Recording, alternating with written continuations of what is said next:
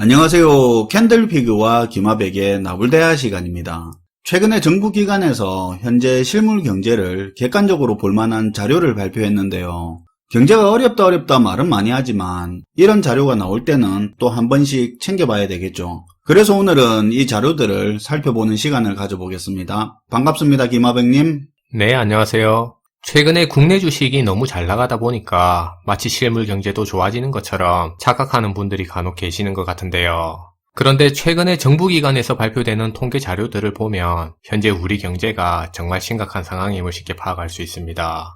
그런 의미에서 오늘은 몇 가지 발표된 자료들을 보면서 그 의미에 대해서 같이 알아보는 시간을 가져보도록 할게요. 우선 화면에 보이는 첫 번째 자료는 우리나라의 경제활동 참가율이 어떻게 흐르고 있는지 그 흐름을 나타내고 있는 그래프인데요. 그러니까 만 15세 이상의 경제활동이 가능한 우리나라의 전체 인구 중에서 실제로 얼마만큼의 경제활동에 참여하고 있는지를 그 인구 비율을 나타내고 있는 그래프입니다. 다시 화면을 보시면 코로나가 터진 이후로 최근까지도 화면의 그래프가 계속해서 떨어지고 있는 걸 확인할 수 있는데요. 실제로 8월의 취업자 수 같은 경우에는 작년의 같은 기간과 비교했을 때 27만 4천 명이 더 많이 감소한 걸로 나타나게 됐어요. 작년 8월과 비교했을 때 27만 명이 일을 안 한다고 볼 수 있겠네요. 그럼 어떤 업종에서 경제활동 인구가 많이 줄었는지 그것도 궁금하네요. 네, 다음 자료를 같이 보면 이해가 쉬울 것 같은데요. 화면의 자료는 우리나라의 제조업과 서비스업을 주요 업종별로 나눠서 그 생산 지수를 나타내고 있는 자료입니다. 그러니까 각 업종별로 얼마만큼 생산을 잘 하고 있는지 그 지표를 나타내는 거라고 볼 수 있는데요. 그런데 화면을 보시면 제조업에서는 반도체와 기계 장비를 제외하고는, 그리고 서비스업에서는 금융업과 부동산업을 제외하고는 거의 나머지의 전 부분에서 마이너스를 기록하고 있는 걸 확인할 수 있어요. 그러니까 반도체라든지 금융업을 제외하고는 거의 대부분의 전 산업에서 생산이 제대로 되지 않고 있다는 그런 의미가 됩니다. 기계 장비가 전년 같은 기간에 비해서 오른 건 의외네요. 어쨌든 반도체 기계 장비 쪽 말고는 모든 업종에서 대체적으로 마이너스 10% 내외로 줄었네요. 거기서 실업자가 많이 나왔을 거고요. 그렇죠. 게다가 다음 화면의 제조업의 평균 가동률 같은 경우에도 아직 기대치에는 못 미치는 모습을 보여주고 있는데요. 이 말은 결국 현재 그만큼의 많은 기업들이 설비 투자와 가동률을 줄여서 생산을 줄이고 있다는 얘기가 될 수 있어요. 왜냐하면 코로나 이후로 기업들이 물건을 만들어 봐야 그만큼 잘 안 팔리니까 투자를 줄이면서 생산을 하지 않게 됐다는 얘긴데요. 그리고 이렇게 기업들이 투자를 줄였다는 얘기는 그만큼의 많은 일자리가 앞에 자료처럼 줄어드는 원인이 됐다는 의미가 됩니다. 그럼 일자리 감소는 또 가계의 소득 감소로도 이어질 수 있게 되는데요. 그런데 그렇게 됐을 땐 소득이 줄어들게 된 가계들이 자연스럽게 또 소비를 줄이는 효과로 연결될 수 있어요. 근데 궁금한 게 진짜 가게가 소비를 줄이고 있습니까? 네. 그럼 이제 정말로 현재 개인들이 소비를 줄이고 있는지 그 내용을 한번 살펴볼 텐데요. 화면을 보시면 최근 들어 민간 소비의 추이가 급격하게 꺾인 모습을 확인할 수 있어요. 그리고 내구재를 포함한 소매 판매 역시도 전체적으로 다 줄어든 수치를 기록하고 있는데요.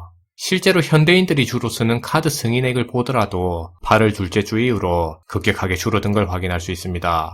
아무래도 현대 사회에서는 현금보다는 카드를 많이 사용하다 보니까 카드 승인액 자체가 소비를 판단할 수 있는 보조지표가 될 수 있는데요. 그래서 전체적으로 카드 승인액이 줄어들었다는 의미 자체는 그만큼의 전국적으로 소비가 줄어들었다는 의미를 가질 수 있어요.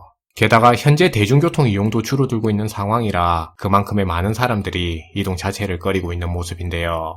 그런데 경제에 있어선 통화의 유통속도나 유동성만큼이나 사람들의 유동성이 중요한 요소가 될 거라는 생각입니다. 왜냐하면 사람들이 많이 돌아다녀야 그래야 그 과정에서 많은 소비도 일어날 수 있기 때문이에요.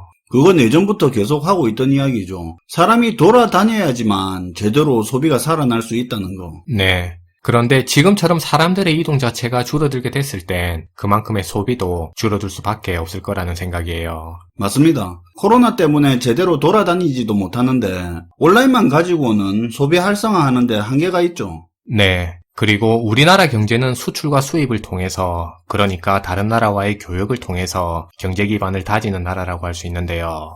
그런데 자료를 보시면 현재 전 세계 경제가 침체되고 있는 상황이라 우리나라의 무역 규모 역시도 현재 자연스럽게 줄어드는 과정을 겪고 있습니다. 특히나 수출 같은 경우는 지난 3월 이후로 6개월을 연속해서 감소하고 있는 모습인데요. 게다가 우리나라 무역 같은 경우는 미국과 중국이라는 두 나라에 많이 편중돼서 교역을 펼치는 나라라고 할 수 있어요.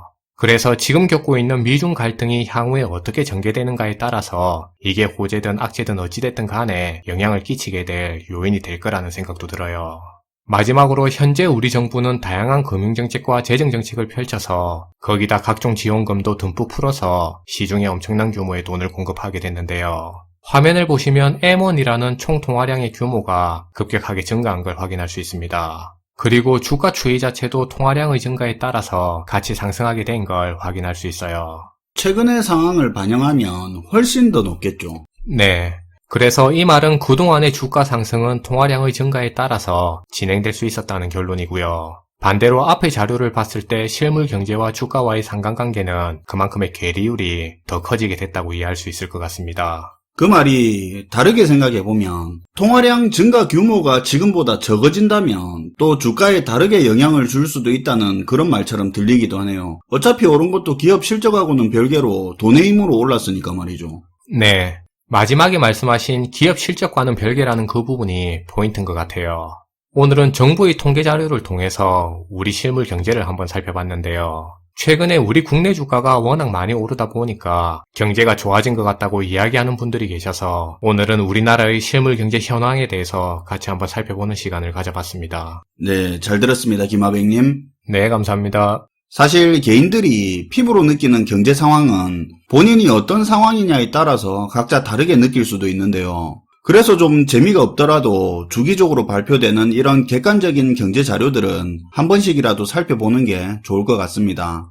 기획재정부나 한국은행 홈페이지에서 보도자료 정도만 가끔씩 들여다봐도 도움이 많이 되니까 참고하시면 좋을 것 같습니다. 시청해주셔서 감사하고요. 지금까지 나불대화 시간이었습니다.